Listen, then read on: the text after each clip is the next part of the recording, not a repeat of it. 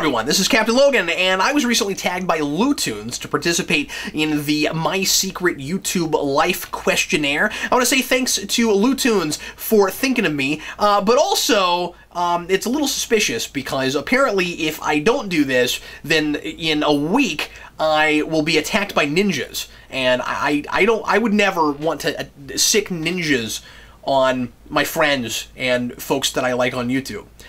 The problem, of course, is that this is a tag thing, which means I'm going to have to do that. So, for those of you that I'm going to be tagging later in this video, the ninjas are not my fault. In fact, I have no control over the ninjas. Although somebody else tagged lewtoons, so perhaps he also has no control over the ninjas. I'm not convinced that there are ninjas. So, thank you very much, lewtoons, and let me throw out a plug for lewtoons. Amazing channel. Lewtoons is an incredible YouTuber, really good graphic artist. He makes things look good. He can do all of the cool things that I can't do.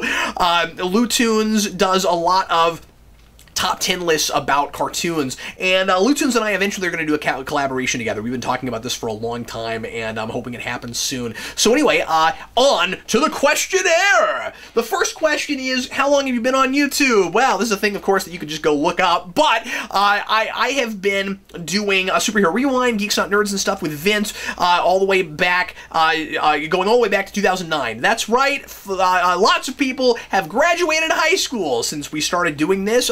Graduated, entered, are already in their second year. It does not feel like it's been that long, and then in some ways it's hard to imagine my life before I was doing this. The channel has been around since 2008. We used to be a blog site first, Geekvolution. If you haven't heard the history, I'll give a brief history of Geekvolution. Geekvolution started as a social network. It was begun by Ryan Flanagan, who was awesome enough to bring me aboard onto his team when I was in college as a college internship. That's right, Geekvolution started as an internship for me, and eventually the social network kind of went the way of the dinosaurs. He ended up going off doing other things, and he let me take the name and run with it, because I was at that point running the entire blog. The idea was that I would write reviews and things in order to drive people to the social network, and then I had a staff, and I was the editor of the blog, and it was a really great experience. And then after he left, I was still doing blogs, and at that point, Vince and I were doing the podcast, and I was noodling around starting this YouTube thing. And the channel existed in 2008 just as kind of a place to post videos in case we wanted video content for the blog, and eventually it became what you see now. The second question, when do you think you'll stop making videos? When I'm dead, or when there is no YouTube, or when the copyright thing gets so bad that I'm not even allowed to use my own face because somebody else copyrighted it. I am not planning on stopping. I love what I do. It's a lot of fun. I love the community we've built. I love all the people that I've met through doing this, and I have no reason to stop. So I plan on continuing what I'm doing. The third question is, what's the best thing about YouTube or being a YouTuber? It's a couple things. The first is, as I said, community.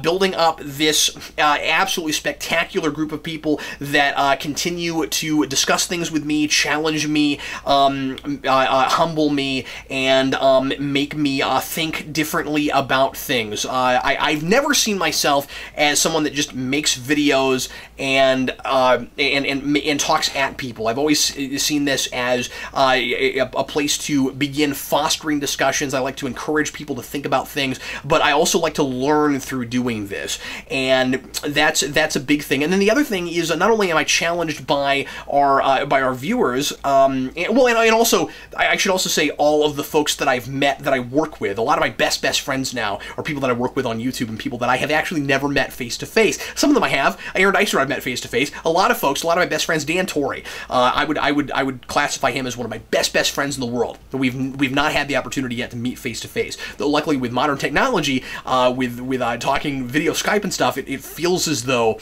we've known each other face to face for a lot of years now. The other thing is, challenging myself. I have a platform, I have an avenue, I have this place to constantly try things, throw things at the wall and see what sticks, and it's incredibly gratifying as a creative person to have that instant feedback. The fourth thing, what is the worst thing about being a YouTuber? I'm going to say copyright flags. It's a thing that people that review things and want to actually show you what we're talking about have to deal with. It is impossible to do Superhero Rewind without using copyrighted content. It's not possible.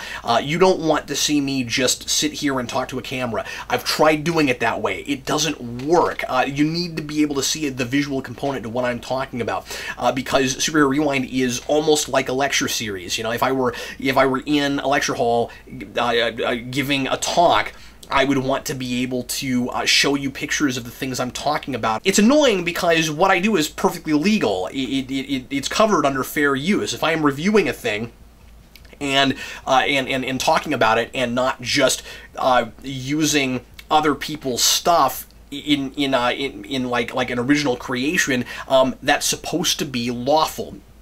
But for lots and lots of reasons, YouTube makes it very hard sometimes to put copyrighted content in videos. We do what we can do, and we work around it, and you can now sometimes get even copyright flagged for screenshots and not just video. So it's a thing that we sometimes have to deal with and work around, and I think that YouTube would be a much better place. There would be more talented people that would have stayed here that went elsewhere if it weren't for that problem, and I hate it because much of the time it is not a legal issue. And it's about other things. So that's unfortunate. That's my least favorite thing. The next question is, how many thumbnail options do you take? Odd question, but okay. I used to just go with whatever popped up. You know, you make a video and just whatever screen grab is there, that's what I would go with. Now I'm trying to do more of the professional, put something in up there that tells you what it is. It's more descriptive. It's more of kind of a title card than just a screenshot. So that's what I'm trying to do now. The sixth question is, who is your YouTube crush? Does my wife count? She's sometimes on YouTube. Number 7, what are you wearing on the bottom half? Okay, well, right now, it's khakis. Khaki pants. Sometimes I wear jeans, although I'm not real fond of jeans.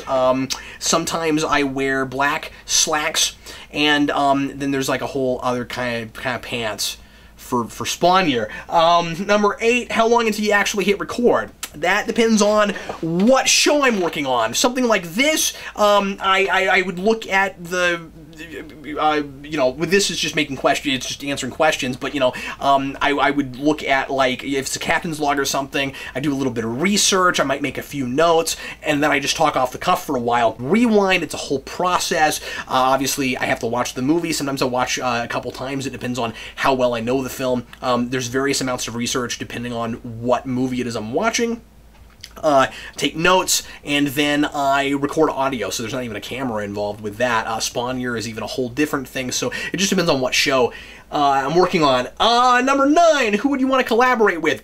I should have said this earlier. A lot of my favorite YouTubers are people that I work with, so I'm already doing a lot of collaboration with a lot of my favorite people, which once again I'm very fortunate to get to do that. People that I've not worked with yet that I really would like to work with, the big one is SF Debris. Would love to pick his brain for an hour. SF Debris is my biggest inspiration for getting into YouTube. I love his style. I learned a lot about reviewing and a lot about being objective and thoughtful about these sorts of things while watching SF Debris. I really like him, and would love to talk to him. I've never emailed him or anything. Perhaps I should. I would really like to talk to him. I would kill to write an episode of How It Should Have Ended. That's the thing I've always wanted to do. I've talked to those guys. I did an interview with them once. They were Scott Baxter. I think that's his name. They were, see, now that I said that, I'm like, I don't know if I'm right about that, but they were super cool when I talked to them a few years back, and I would kill to get to work on a show with them. Number 10, what is your secret? I'm Batman. No, first of all, I should say that there is no surefire thing. I have seen channels that I think are absolutely spectacular not build a following, and it's very, very hard to tell why. Some of it is oversaturation, I think. Some of it is, especially when we're talking about the reviewing game, there's so many of us doing this. You've got to stand out in some way, and some people who I think are doing plenty to stand out, who are very different from other folks that are there, who are confident and knowledgeable and interesting and fun and entertaining and all of those things, have a difficult time building an audience. Maybe there's a little bit of luck involved. There is sometimes somewhat of a right place, right time kind of thing. If I hadn't started when I did, someone else would have done something like Superhero Rewind, and it would have been harder for me to get in there. There weren't a lot of people doing in-depth review shows on nothing but superhero movies. I found a niche. Some folks watched it, they liked it, and I was able to start building a following. And then from there, there's also the kind of talk show side of it with Geeks Not Nerds, where I think some folks just found us and liked the rapport that me and Vince have. But having said that, I could not have gotten where I am if it weren't for Browncoat Eric. I owe Eric a lot because I was listening to Eric before I was ever on YouTube. I don't even know how I found him. I don't remember. But Eric, one day I emailed him, and I just on a whim because I liked him a lot, and I was just getting started. I mean, I had less than 100 subscribers, and I said, Eric, would you be interested in doing a video with me? And I just wanted to talk to him. I thought he was really cool, and he sent me a message back. He said he watched some of my videos, he liked them, and then he was kind enough to do a video about us, and that's when folks started finding us, and because Eric had a decent following, and then after that, it was a little bit easier, there was a little bit more credibility, it was a little bit easier to get noticed and that kind of thing. So there's a little bit of luck, but also, perseverance and taking chances in things, because that wouldn't have happened if I hadn't taken the opportunity and actually tried to talk to Eric. I think content and presentation are both important. I think content is, of course, more important than presentation. Part of the reason I say that is because our earliest videos, I think, don't look very good, and we were still able to build a following with them. Some things we did early on, I think, are kind of embarrassing to look at now. So, it's more important that people are interested in you and interested in what you have to say. So it's personality and it's ideas, and it's the way that you present them. But presentation is also important, at the very least, even if you don't have a lot of really good technology, there are folks that have been able to amass followings with just a webcam. Just common sense stuff. Light your videos. Take some care in the editing. Make it look like you did more than just hit the record button and then post the video. Lastly, I think it's just important to be yourself. Have fun with this. Figure out what your really great prevailing character traits are, and make those work for you. You might not be the big bombastic kind of like charismatic kind of person. You might not be loud. Do you have to do that? Do you have to be that kind of person to make it on YouTube? No, I don't think you are. I don't think you do. I think that you can be deadpan and funny. Me and Vince both have very, very different styles. I think that I think you just have to use your personality and make it work for you, and confidence is really important. So anyway, I'm turning this into an episode of Who Reviews the Reviewers, so I'm going to leave you now with my tags, and these are the 3 people that I am tagging to answer the same questionnaire. The first is TheReviewSpot. TheReviewSpot. The second is DanzNewz Machinima.